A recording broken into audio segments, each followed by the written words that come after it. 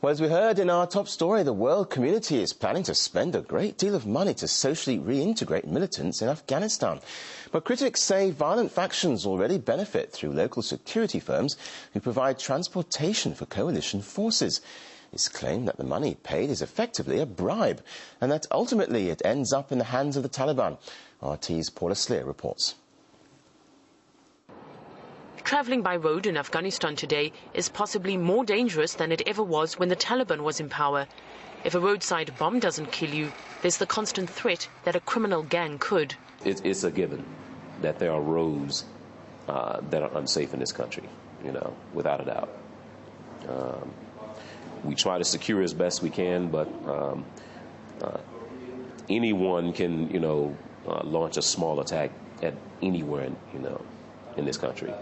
Each month, international forces face the problem of how to transport millions of litres of fuel across Afghanistan. Almost every one of their convoys has been attacked. In some cases, drivers taken hostage and ransom sought. There are parts of this country which are impassable, which poses not only a military threat, but a real logistical nightmare. So the foreigners have decided to use local private security companies.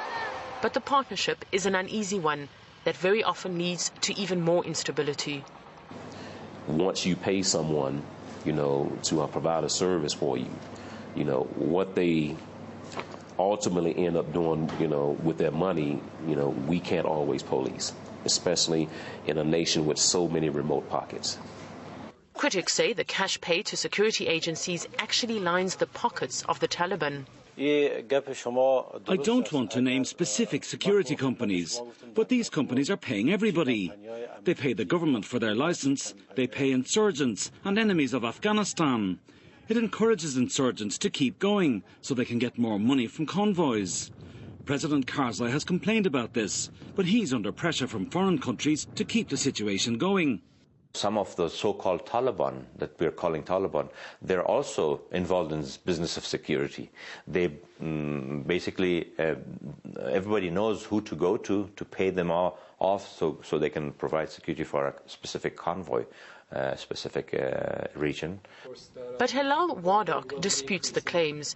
He transports 125 million litres of fuel each month across southern Afghanistan for NATO. He says it's good business sense for the foreign armies to use his services because then they don't need to risk their soldiers' lives to transport fuel. And his men know the roads, the landscape and the locals much better than the Americans ever will. A true Taliban or Al-Qaeda or an insurgent will never negotiate with you. He doesn't need your money. He'd rather see the tanker burn and show it on TV and somebody captured and show it on TV as opposed to taking a couple of bucks from you and letting you go through.